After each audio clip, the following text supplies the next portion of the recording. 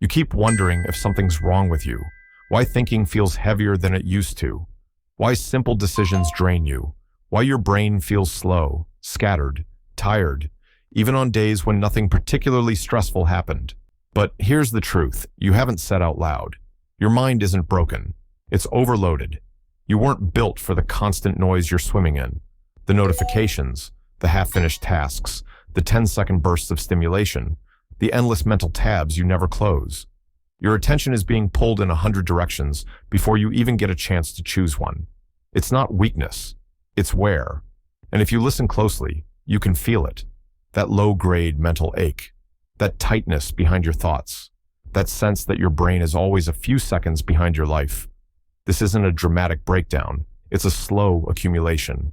Tiny moments where you trade clarity for convenience, presence for distraction, depth for speed. Not because you want to, but because everyone around you is living the same way. So before you start blaming yourself for not being sharp anymore, pause. Maybe your mind isn't failing. Maybe it's just tired of carrying what you never learned to put down. You've been living inside a loop that feels normal because everyone around you is stuck in the same one. It starts the moment you wake up. Before you even stretch, your hand reaches for your phone. Not because you're excited, but because your brain is craving the quickest hit of stimulation it can find. And that first hit sets the tone. Scroll, swipe, skim, switch. Your mind jumps from one tiny piece of information to the next, never landing anywhere long enough to breathe. Your attention becomes chopped into fragments before you've even stood up. This loop feels harmless. It feels like just checking. It feels like staying updated, staying connected, staying aware. But the cost shows up quietly. Your brain never gets a moment of uninterrupted focus. It's constantly switching contexts, constantly adjusting, constantly reacting. You call it being tired. But it's not tired. It's overloaded. Because every time you give your brain a tiny task, it has to use real energy. Every notification, every half-read message, every unfinished thought, it all stacks.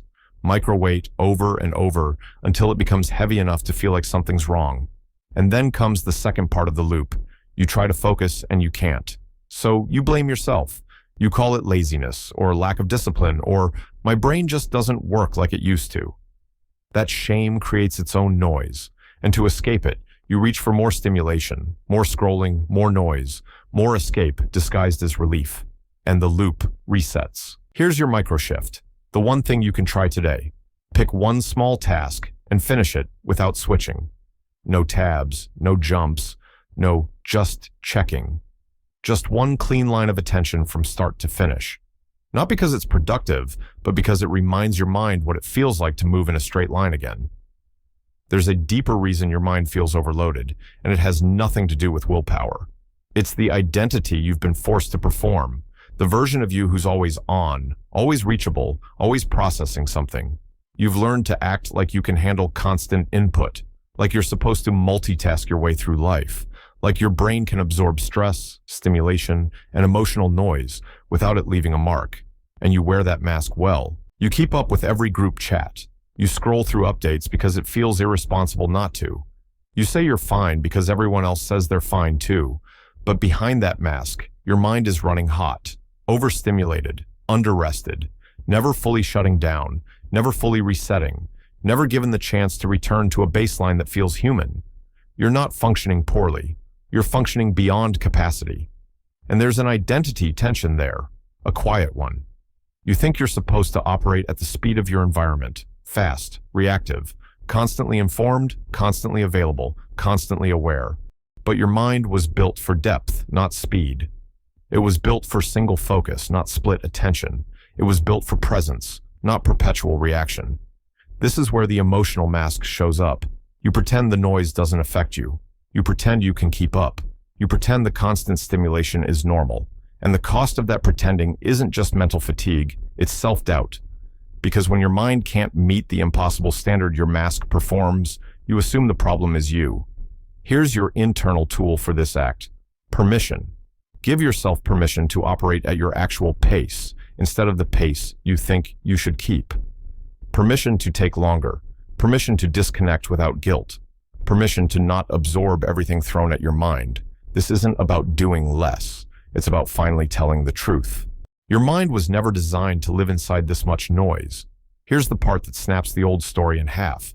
Your mind isn't getting weaker. It's adapting, and not in a good way. It's adapting to constant interruption, constant stimulation, constant noise. It's rewiring itself to expect distraction, to crave it, to chase the next hit of quick, shallow relief instead of settling into real focus. This is the uncomfortable truth. Your brain is doing exactly what you've trained it to do. You've taught it to stay alert for every ping, buzz, and update. You've taught it that silence is suspicious. You've taught it that stillness is boredom. You've taught it that the present moment is never enough, that something better is always one swipe away. And when a brain learns that, depth becomes uncomfortable. Attention feels unnatural. Clarity feels too slow. Your mind isn't failing you. It's following instructions. Here's the reframe, the one that makes the old narrative impossible to hold on to. You don't have a weak mind. You have an overtrained reactive mind, a mind conditioned to sprint when it should be walking, a mind rewarded for skimming instead of understanding, a mind built for survival in an environment that never lets it rest. And here's the part most people never realize. If your mind can adapt in an unhealthy direction, it can adapt back. Neural pathways don't disappear. They get crowded. They get overshadowed. But the capacity you think you've lost, depth, focus, clarity, sustained thought, it's all still there. It's just buried under the habits that keep pulling your attention outward. So take this with you. You're not fighting to fix your mind. You're relearning how to use it. And when you understand that, everything changes.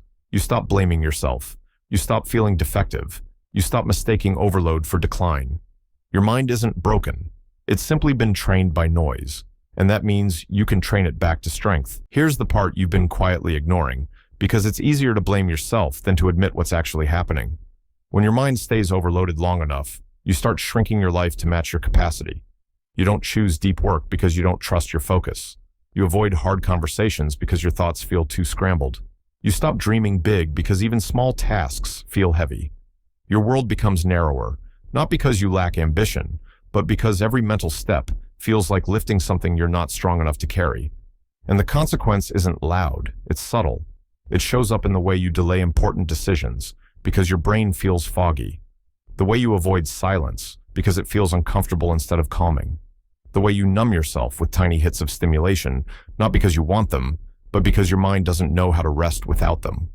There's another cost you don't notice until it's already happening. You lose trust in your own thinking. You start second-guessing every idea.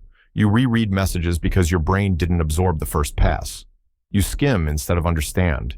You multitask because you can't bear the stillness of focusing on one thing. And slowly, that becomes your identity. You start believing you're someone who just can't focus, someone who's bad at thinking deeply, someone who used to be sharper. But none of that is true. You haven't lost intelligence.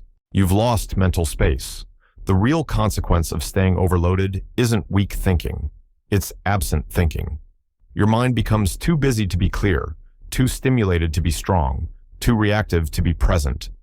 And if you stay in this state long enough, you don't just lose clarity. You lose yourself in the noise. Because when your mind is always reacting, it never has room to hear its own voice. And once you realize that, the cost of staying overload stops feeling like inconvenience. It starts feeling like erosion. Here's the shift, the one that doesn't hype you up, but grounds you enough to actually move differently. Your mind doesn't need intensity. It needs room.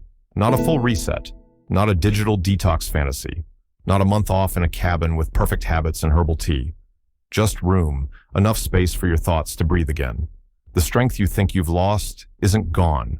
It's covered, buried under layers of noise, stimulation, urgency, and habits that never let your attention land. But clarity comes back the moment you give your mind even a small stretch of uninterrupted space. You don't rebuild your mind by forcing it. You rebuild it by reintroducing it to its natural rhythm.